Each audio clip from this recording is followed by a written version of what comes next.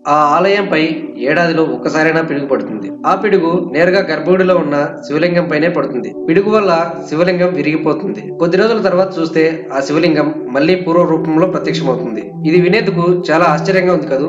ఆ ఆలయాన్ని సందర్శిస్తే మీరు కూడా మరింత అద్భుతంగా ఫీల్ అవుతారు. ఎత్తైన హిమగిరిలో ప్రకృతి అందాల మధ్య కొలవైన ఈ ఆధ్యాత్మిక కేంద్రంలో ఒక్కసారి అడుగు పెడితే చాలు, మనసు ఎంతో తేలిగ్గా ఉంటుంది. మహిమగల ఆలయం ఎక్కడుందో తెలుసుకునే ముందు welcome to Sreeraj YouTube channel.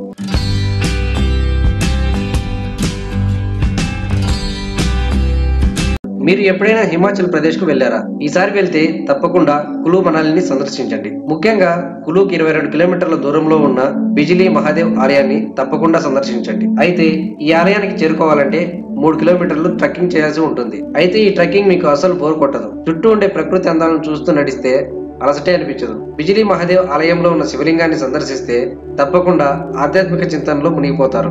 ఈ ఆలయంలో ఏడాదికి ఒక్కసారైనా పిడుగు పడుతుంది. ఆ పిడుగు నేరుగా శివలింగం పైనే పడుతుంది. ఫలితంగా శివలింగం ముక్కలవుతుంది. దీంతో ఆలయ పూజారులు ఆ మొక్కలను ఒక చోటుకు చేర్చి తృణధాన్యాలు, పిండి, వెన్నతో లింగంగా మార్చుతున్నారు. కొద్ది రోజుల తర్వాత ఆ శివలింగం మళ్లీ పూర్వ రూపంలోకి మారుతుంది. పగులు కూడా కనిపించకుండా పూర్తి స్థాయి శివలింగంలో దర్శనమిస్తుంది. ఈ శివలింగం నిత్యం పిడుగుపాటుకు గురి కావడం వల్ల ఆ ఆలయానికి బిజిలీ మహాదేవ్ అనే పేరు వచ్చింది. హిందీలో బిజిలీ అంటే విద్యుత్ లేదా పిడుగు.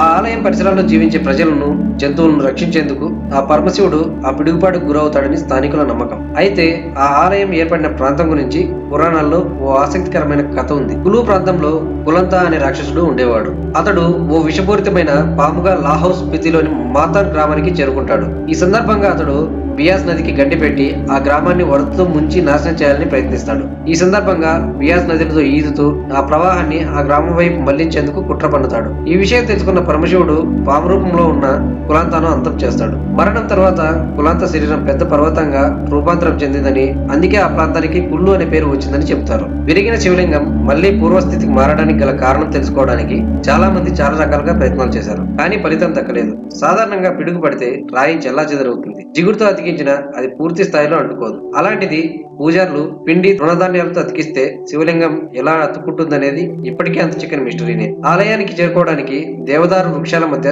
సుమారు 1000 మెట్లను ఎక్కాల్సి ఉంటుంది. పర్వతం మీదకి ఎక్కిన తర్వాత గుళ్ళు, పార్వతీ వ్యాలీ అందాలు భలే అద్భుతంగా కనిపిస్తాయి. శివరాత్రి రోజున ఈ ప్రాంతం భక్తులతో కిక్కిరిసిపోతుంది. అయితే డిసెంబర్, జనవరి నెలల్లో మాత్రం ఈ ప్రాంతం మంచుతో కప్పి ఉంటుంది. ఆలయం కూడా మూసి ఉంటుంది. మీరు కూడా ఈ శివలింగం రహస్యం తెలుసుకోవాలనుకుంటే తప్పకుండా ఈ ఆలయాన్ని సందర్శించండి. ఫ్రెండ్స్, ఈ వీడియో మీకు నచ్చినట్లయితే లైక్ చేసి షేర్ చేయండి.